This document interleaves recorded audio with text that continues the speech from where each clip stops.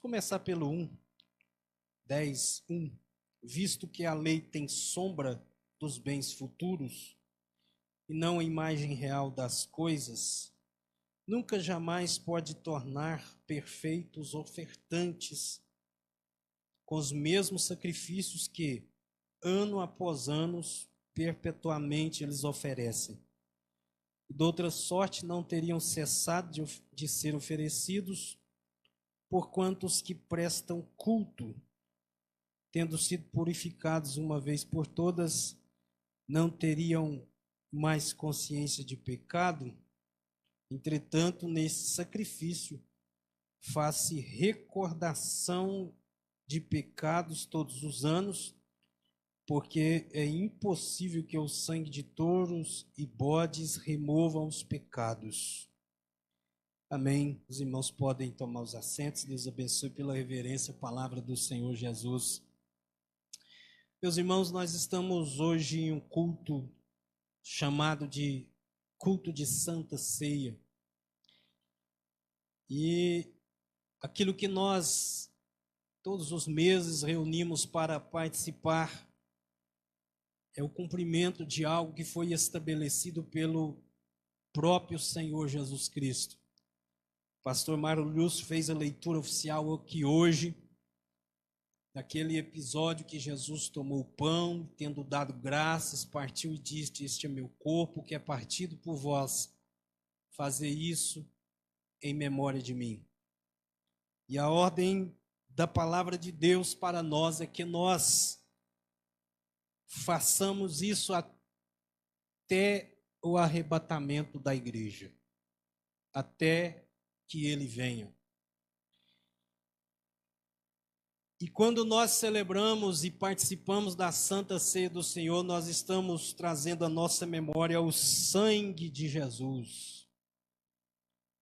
E foi através deste sangue que Deus estabeleceu a nova aliança.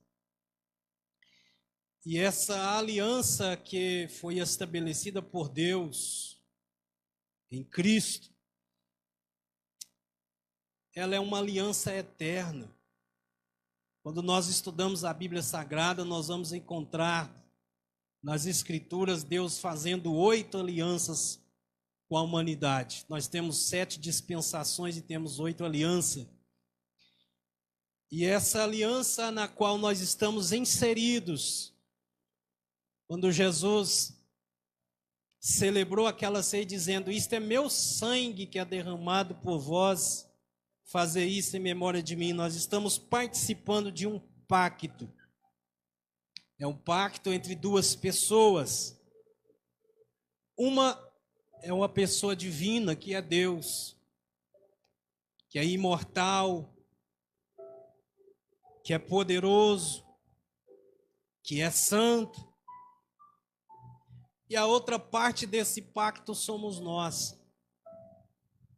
E quando nós celebramos esse pacto, nós estamos celebrando e trazendo a memória e dizendo através da Santa Ceia para Deus: Deus, olha, eu continuo aqui.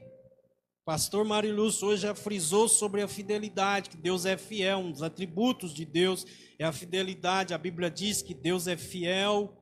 E mesmo se formos infiéis, ele permanece fiel, porque não pode negar-se a si mesmo. Deus, ele não muda, ele é imutável. Então faz parte da natureza divina a fidelidade. Mas quando nós celebramos a ceia, nós estamos dizendo para ele, nós que somos mutáveis, nós que somos falhos, nós que somos pecadores, que erramos, ao participarmos desse ato estabelecido pelo Senhor Jesus, nós estamos lembrando Deus e dizendo para ele: Pai, eu permaneço aqui fazendo parte do pacto. E isso é importante porque Deus só vai levar para o céu quem está pactuado com ele. E esse pacto é um pacto de amor, porque a Bíblia diz no texto áureo da Bíblia, em João capítulo 3, versículo 14, que Deus amou o mundo. João 3,16, que Deus amou o mundo de tal maneira que deu o seu Filho unigênito, para que todo aquele que nele crê não pereça, mas tenha a vida eterna. Então você só está nesse pacto com Deus, porque Deus te amou primeiro. E a Bíblia diz que Deus prova o seu amor para conosco, em que Cristo morreu por nós, sendo nós ainda pecadores. Então, quando Cristo veio, e o verbo que João diz lá no capítulo 1, dizendo que no princípio era o verbo, e o verbo estava com Deus, e o verbo era Deus. E mais adiante ele diz que o verbo se fez carne quando Cristo vem. E a encarnação de Jesus, deixando a sua glória, ele veio com uma missão dada pelo Pai, de morrer, de derramar o seu sangue, porque a Escritura diz que sem derramamento de sangue não há remissão de pecados. E porque era necessário que Cristo derramasse o seu sangue na demonstração do seu amor, era necessário porque quando Deus criou o homem, Deus criou tudo perfeito. A Bíblia diz que na viração do dia, ali no Éden, Deus vinha e passeava e havia um ambiente de comunhão com o homem, havia um ambiente de relacionamento entre Deus e o homem. Mas num determinado dia, está registrado no capítulo 3 de Gênesis, Deus veio e agora o homem está com medo de Deus. Deus veio para o culto novamente e agora o homem, ele foge de Deus, ele se esconde de Deus, a ponto de Deus perguntar para o homem: Adão, aonde estás? E Adão vai dizer para Deus: quando eu ouvi a sua voz eu tive medo e me escondi porque eu estava nu. E Deus perguntou para Adão: quem é que te fez saber que estava nu? Aquilo era resultado da desobediência. Aquilo era resultado da queda, porque Deus havia dado uma ordem para o homem: de todas as árvores do jardim comerás livremente, mas da árvore do conhecimento do bem e do mal, dela não comereis, porque no dia em que dela comerdes, certamente morrerás. Não era Deus que ia matar o homem. Deus não diz para o homem: se você comer daquela árvore, eu te mato. Não. Deus é um Deus de relacionamento e Deus se relacionava com o homem. Porém, o Deus que se relaciona com o homem, o Deus da Bíblia, um dos atributos desse Deus é a santidade. E quando a Bíblia diz que Deus é santo, significa que Deus é distinto de tudo que existe. Nada se compara com Deus. Ele é distinto de tudo. E perceba que a santidade de Deus é algo tão interessante que os serafins, que são seres na ordem angelical, que estão muito próximos de Deus. Isaías, tendo aquela visão no capítulo 6 do livro do profeta Isaías, ele disse que os serafins têm 6 asas, contemplando a beleza da santidade divina. Com 2 eles cobrem o rosto, com 2 eles cobrem os pés, com 2 asas eles voam. E dentre todos os atributos de Deus, porque Deus ele é onisciente, ele sabe de tudo. Deus é onipotente, é aquele que tem todo o poder, ele pode tudo que esteja de acordo com a sua natureza. Deus é onipresente, ele está presente em todos os lugares. Deus é amor, Deus é bom, Deus é fiel. Mas de todos os atributos que eles poderiam clamar uns para os outros, o atributo da santidade é que eles escolheram, porque a santidade significa que Deus é distinto de tudo que existe, de tudo que há. E diante da beleza da santidade divina, aqueles serafins, eles clamam uns para os outros, dizendo: Santo, Santo, Santo é o Senhor dos exércitos, e toda a terra está cheia da sua glória.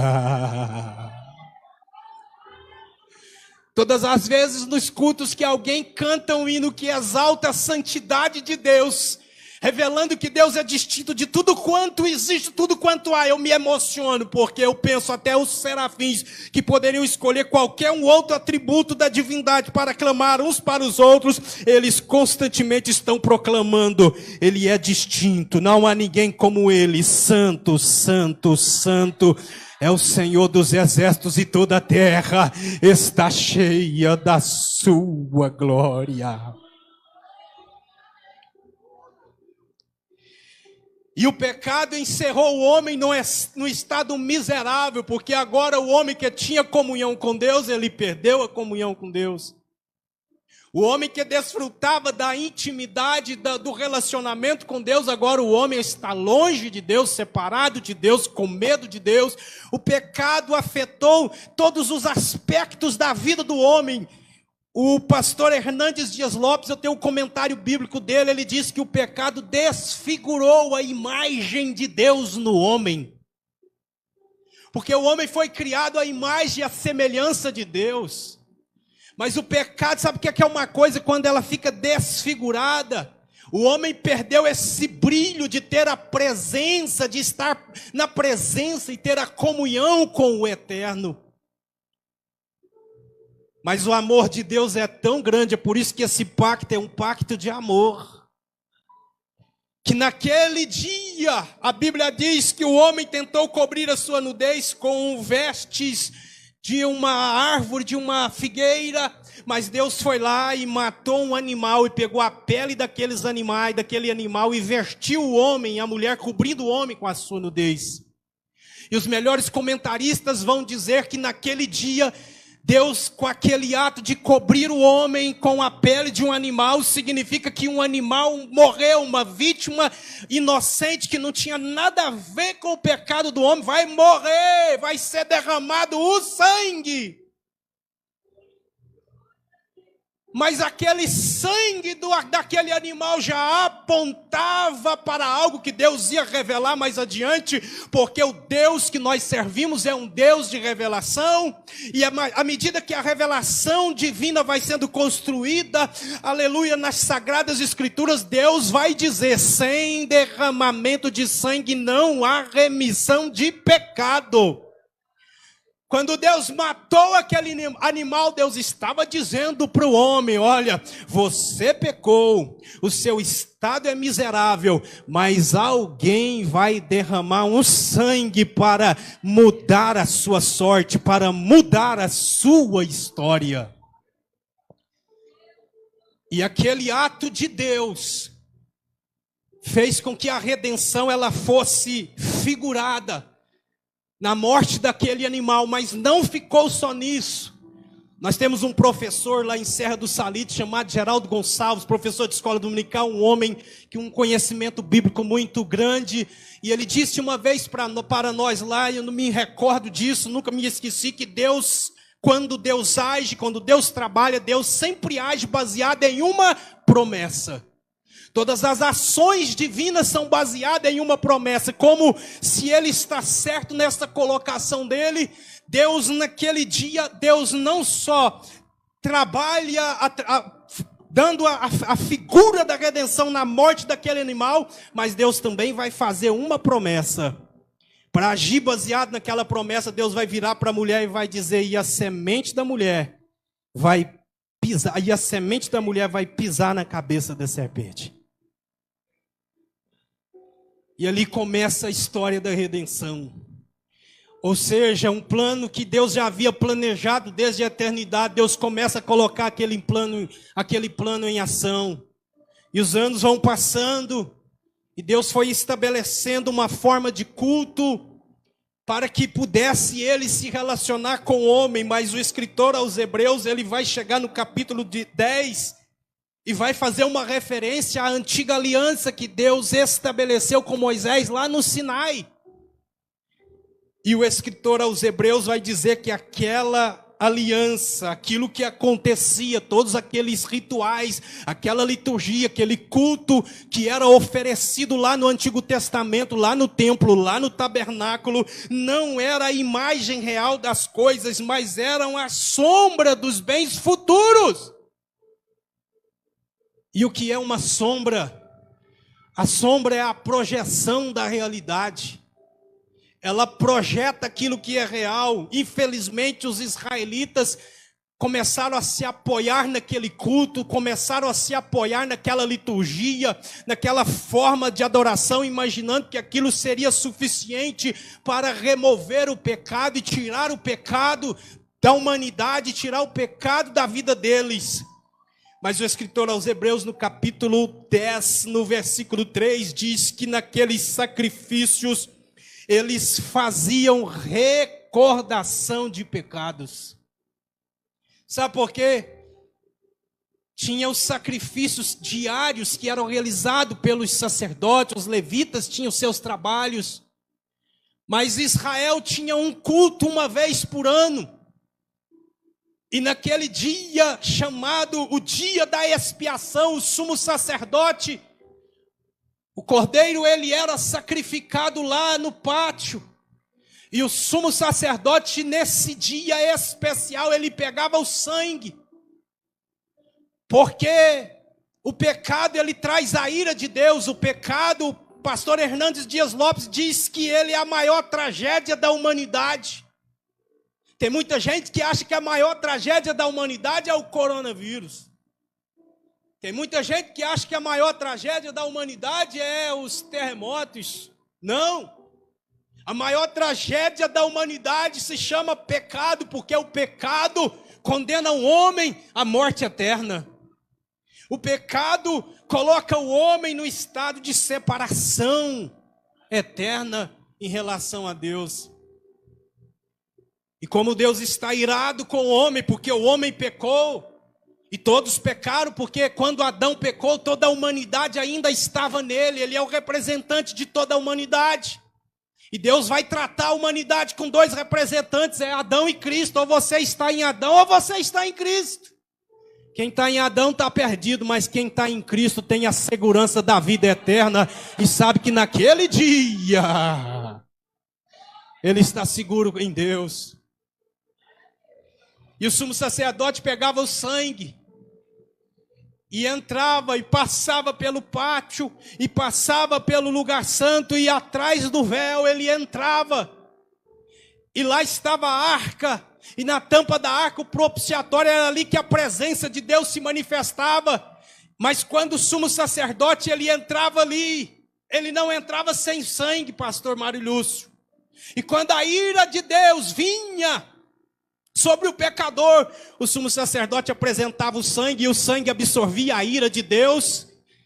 E quando Deus aceitava aquela oferenda, aquele sacrifício, aquele sangue, aplacava a ira de Deus, aleluia, que o sumo sacerdote voltava. O sumo sacerdote, ele é uma figura importantíssima na vida daqueles que servem a Deus, porque enquanto o profeta é aquele que tem a mensagem de Deus para a igreja, ele é de Deus para o homem, ele recebe a mensagem de Deus e traz a mensagem de Deus para o homem. O sacerdote, tecnicamente eu posso dizer que ele é do homem para Deus, ele vai diante de Deus levando a causa do homem. E quando Deus aceita o sumo sacerdote, Deus aceita o homem que ele representa. Quando o sumo sacerdote entrava lá uma vez por ano e apresentava o sangue, e a ira de Deus vinha, aquele sangue absorvia a ira de Deus, e a ira de Deus era aplacada, e ele voltava lá fora, o povo respirava aliviado, dizendo: Deus aceitou o sumo sacerdote, então nós também fomos aceitos, porque ele foi nos representando. Mas só que quando passava um ano, o ano que vem, o dia da expiação chegava de novo, e tinha de fazer o ritual de novo. Parece que o perdão, a ira de Deus só era aplacada um ano, o perdão era só por um ano. E aqui o escritor aos Hebreus diz que nesses sacrifícios eles faziam recordação dos pecados. Tem algumas versões que diz que eles faziam comemoração dos pecados. Como o pecado não era tirado, o pecado continuava lá, o sangue aplacava a ira de Deus, mas o pecado ainda continuava lá, aquilo que provoca a ira de Deus ainda estava lá. A Bíblia nos diz aqui que eles reuniam de ano em ano para comemorar os pecados. O pecado fazia aniversário, irmãos. Todo ano, no ano seguinte, vamos lá comemorar o pecado de novo. No ano seguinte, vamos lá fazer comemoração pelos pecados. Mas a Bíblia diz que um dia João Batista estava pregando no deserto. Um pregador diferente, que se fosse para os dias atuais, ele não passaria no crivo de quase igreja nenhuma. Porque a comida dele era diferente, a pregação dele era diferente, a forma que ele vestia era diferente, a forma com que ele falava era diferente. E João Batista está batizando, e ele batiza um, e levanta, e vem outro, e João Batista batiza o outro, e vem mais um, João Batista, e ele está fazendo a sua missão que Deus havia determinado. Mas de repente Jesus vem vindo para João Batista, e João Batista, que era um homem cheio do Espírito Santo, que não falava coisa com coisa, ele olhou para Jesus e falou: eis o Cordeiro de Deus que tira o pecado do mundo. Ali estava algo tremendo, porque quando João Batista disse que ele era o Cordeiro, aquele sacrifício, aquele sangue que era oferecido lá naquele culto da antiguidade, era apenas a sombra, era a projeção da realidade. João Batista estava dizendo com aquelas palavras: o que vocês viveram até agora foi sombra, mas a realidade está chegando aí. Até agora vocês reuniram para comemorar os pecados, mas no meio de vocês está alguém que não vai simplesmente esconder o pecado debaixo do tapete. Ele vai morrer na cruz, ele vai dar o brado de estar consumado para tirar os pecados. Ele não cobre o pecado, mas tira o pecado do mundo. Aleluia, aleluia, aleluia, aleluia. E quando o escritor aos Hebreus, ele escreve essa carta, ele está escrevendo num período de muita perseguição, que a igreja estava sendo perseguida. Os irmãos estavam sendo perseguidos. Ser crente nesse tempo era sinônimo de morte. Ser crente nesse tempo era sinônimo de perseguição, perca de família, perca de bens. E muitos irmãos estavam abandonando a fé. Muitos irmãos queriam voltar, deixar a prática cristã, a vida religiosa, a nova aliança e voltar para a antiga aliança, deixar a vida cristã e voltar para o judaísmo. É aqui que a Escritura diz: não deixando de congregar, como é costume de alguns por causa da perseguição. Muitos irmãos estavam até mesmo deixando de congregar. E o escritor escreve essa carta e vai revelar para eles, dizendo: olha, o que vocês têm é muito superior daquilo que vocês viviam lá na antiga aliança. E ele mostra nessa carta a superioridade de Cristo em relação a Moisés. E ele mostra nessa carta a superioridade da nova aliança em relação à antiga aliança. E ele mostra nessa carta a superioridade do sangue de Jesus em relação ao sangue daqueles touros e bodes lá do Antigo Testamento, porque sangue de touro e bode não tira o pecado. O que tira o pecado é o sangue do Cordeiro de Deus, que foi imolado naquela cruz, dizendo: está feito, está consumado. E ele vai revelar e mostrar para esses irmãos: aquilo que vocês viviam era a sombra, mas agora o que vocês vivem na nova aliança é a realidade. E nós louvamos a Deus, irmãos, porque eu tenho certeza que todos aqui têm a mesma consciência que eu tenho. Se fosse para Deus escolher, tinha tantas pessoas mais interessantes, mais importantes para Deus escolher. Mas Deus escolheu a mim, Deus escolheu a você para fazer parte desse pacto, para colocar você dentro dessa aliança com Ele. Aleluia. É motivo de nós glorificarmos, porque nós fomos alcançados pela graça. Paulo escreveu dizendo: e pela graça sois salvos, e isto não vem de vós, é dom de Deus. Pela graça sois salvos. Deus olhou para você, você não podia não ter nada que merecesse ser salvo, mas Jesus Cristo uma vez ele disse: não escolhestes vós a mim, mas eu vos escolhi a vós e vos nomeei para que vades e deis fruto. Podia o mundo olhar para você e dizer: não, esse aí não está com nada, esse aí não serve para nada, mas você é um escolhido de Deus e você está dentro de um pacto, de uma aliança com Deus. Mas o que me alegra é saber que essa aliança, que esse pacto, nós estamos pactuados com Deus. Esse pacto, além de ser um pacto de amor, é um pacto de fé, porque se entra nele pela fé. Pela graça sois salvos mediante a fé. Tem que crer. Tem muitas pessoas que vai chegar no dia da morte ou no dia do arrebatamento e ele não creu. Jesus vai olhar para ele: não te conheço não. Os pregadores pregaram, os pastores ministraram a palavra e você não deu crédito. E a fé vem pelo ouvir, e o ouvir a palavra de Deus. E nós temos a alegria de sabermos que nós alcançamos de Deus essa graça, aleluia, e a fé veio no nosso coração e nós estamos pactuados com Deus. E esse pacto não é só um pacto de amor, um pacto de fé, como é um pacto de fidelidade. Nós precisamos permanecer fiéis. Ser fiel até a morte é o que a Bíblia diz, que Jesus disse: ser fiel até a morte, dar-te-ei a coroa da vida. A fidelidade precisa estar presente na vida do cristão. E quando nós celebramos, pastor Marulhúcio, a Santa Ceia, nós estamos dizendo para Deus: Deus, apesar das minhas falhas, apesar dos meus erros, apesar das minhas dificuldades, eu estou tentando ser fiel, eu estou aqui, eu permaneço aqui no pacto. Eu creio, ainda creio que o sangue de Jesus perdoa o pecado. Eu continuo crendo que o Senhor vai buscar a igreja. Eu estou aqui no pacto. Eu ainda creio. Mas para finalizar, e aqui eu vou concluindo a mensagem, porque o pastor ainda tem que celebrar a Santa Ceia. Esse pacto é um pacto de esperança. E qual é a esperança da igreja, irmão? A esperança é que nós não esperamos em Cristo somente nessa vida.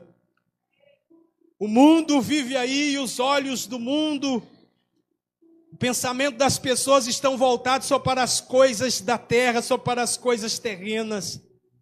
Mas nós que servimos a Deus, Paulo escreveu a carta aos Coríntios no capítulo 15, falando da ressurreição, porque surgiu no meio da igreja lá um grupo de pessoas que estavam dizendo que não existia ressurreição.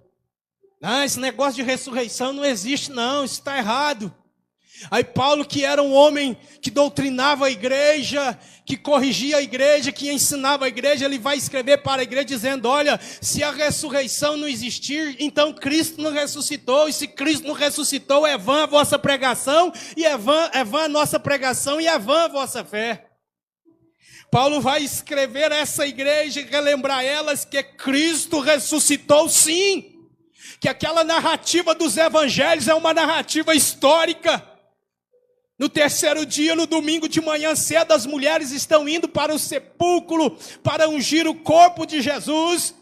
E elas encontraram um varão, 2 varões estavam lá e diz para elas: porque vocês estão buscando vivente entre os mortos, ele não está mais aqui não, ele já ressuscitou.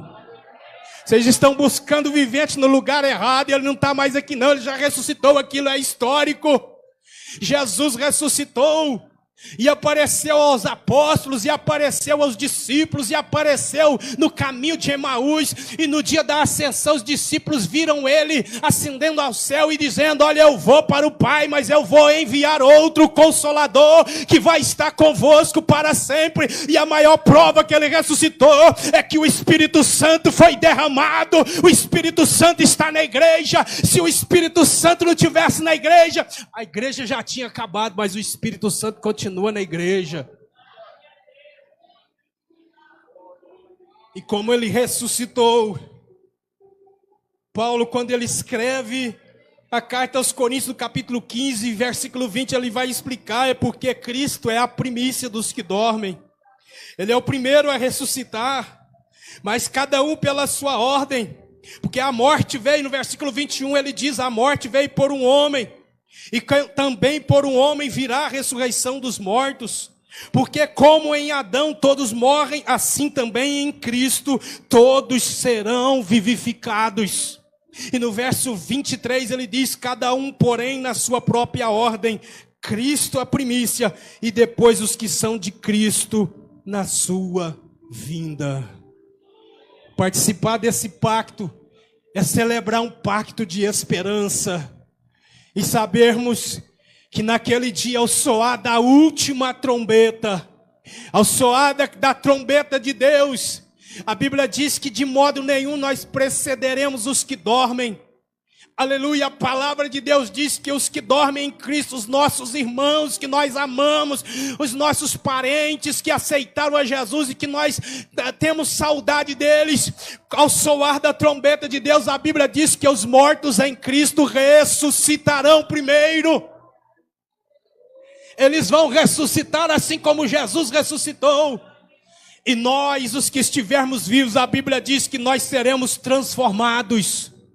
Paulo, quando ele escreve aos Filipenses, ele diz que nós vamos ter um corpo semelhante ao corpo da glória do Senhor Jesus. E essa transformação será algo tão glorioso, e nós aguardamos isso, nós esperamos isso. Quando Paulo escreve a carta aos Coríntios, ele diz que esse corpo corruptível vai se revestir da incorruptibilidade. Quem está aguardando essa transformação ainda? E quando ele continua dizendo, e quando o corruptível se revestir da incorruptibilidade, e quando esse corpo mortal se revestir da imortalidade, é aquilo que é mortal se revestir da imortalidade, então vai se cumprir a palavra que diz: tragada foi a morte pela vitória. Com o pecado entrou no mundo, a sentença divina teve que se cumprir, da morte entrou no mundo, e de lá para cá todos estão morrendo, mas naquele grandioso dia, essa é a esperança da igreja, nós estamos celebrando o pacto de esperança, ao soar da trombeta, os mortos, a morte vai ser vencida, aleluia, os servos do Senhor vão ressuscitar, e nós que estivermos vivos, o corruptível vai se revestir da incorruptibilidade, o mortal vai se revestir da imortalidade, e nós seremos arrebatados, aleluia, transformados, para encontrar com o Senhor nos ares, e a Bíblia diz que para sempre nós estaremos com o Senhor. É por isso que o mundo não entende a igreja. Paulo diz em Colossenses, no capítulo 3, se já ressuscitaste com Cristo, buscai as coisas lá do alto, onde Cristo vive à direita de Deus. É por isso que nós estamos aqui, porque nós não estamos buscando só as coisas da terra, nós estamos buscando coisa do alto, porque nós somos de lá, nós temos dupla cidadania, estamos na terra, mas não somos da terra, nós temos uma esperança de uma herança incorruptível, inacessível, guardada nos céus para nós. E Paulo continua dizendo, Colossenses capítulo 3, verso 2, e pensai nas coisas lá do alto, e não nas que são da terra, porque morrestes, nós já morremos para o mundo, e a vossa vida está oculta com Cristo em Deus. Aqui está a razão do mundo não entender a igreja, irmão, porque nós temos uma vida que foi dada por Deus. A Bíblia diz que Ele se manifestou para dar vida eterna. Ele é o pão da vida, o pão que desceu do céu e dá vida ao mundo. Os judeus ficavam, mas Moisés deu maná no deserto. Jesus foi lá e falou para eles, vossos pais comeram maná no deserto e morreram. Mas aqui está o pão da vida que desceu do céu e dá vida ao mundo. E essa vida que nós recebemos, o mundo não compreende, o mundo não entende. Por que crente vive dessa maneira? Por que vai para o culto? Por que celebra ser? Por que faz isso? Por que quer cumprir a Bíblia? Por que quer viver santo? Aí ele diz, porque vocês morreram e a vossa vida está escondida com Cristo em Deus. A nossa vida está escondida nele, essa vida está escondida nele. Quando Jesus ressuscitou, o mundo não viu Jesus mais não, quem viu foi os discípulos. Ele falou, o mundo não me verá mais, o mundo não viu não, quem viu foram os discípulos, os servos de Deus. Agora Paulo resume, aqui eu concluo a palavra e devolvo para o pastor Marlon Lúcio, no capítulo 3, versículo 4, ele diz, mas quando Cristo, que é a nossa vida, se manifestar, então vós sereis manifestados com Ele em glória. Sabe o que significa isso? Essa vida que eu e você tem, que está escondida com Cristo em Deus, que o mundo olha para nós e não consegue enxergar essa vida. Quando Ele se manifestar, nós nos manifestaremos com Ele. Deus vai fazer com que essa vida que você tem seja manifesta com Cristo em glória. Aí o mundo vai entender porque você dá glória a Deus. Aí o mundo vai entender porque você celebra a ceia. Aí o mundo vai entender porque você foi fiel até a morte. Aí o mundo vai compreender o motivo da tua santidade e fidelidade ao Senhor. É porque você tinha algo que estava escondido com Cristo em Deus, e naquele dia vai ser um dia glorioso para muitos, mas infelizmente de tristeza para muitos. Por que eu não aceitei? Por que eu não entrei no pacto? Por que eu não entrei na aliança? Porque eu não fiz parte desse pacto? Mas nós louvamos a Deus, porque pela bondade e misericórdia de Deus, nós estamos aqui em aliança com Deus. A nova aliança estabelecida em Cristo. E a nossa vida que está escondida nele. Essa é a esperança que nós temos ao celebrar esse pacto. Que assim como ele é, nós o veremos. Amém? Que Deus abençoe. Volta ao pastor, em nome de Jesus. Aleluia, amém, igreja? Aleluia, glória a Deus. Aleluia, irmãos. De vez em quando a gente angustia muito a alma por ver que pessoas não têm dado crédito à palavra de Deus. Irmãos, isso nos angustia muito. Algo tão glorioso, irmãos, que foi explanado aqui nessa noite, irmão, que é o céu. É o céu.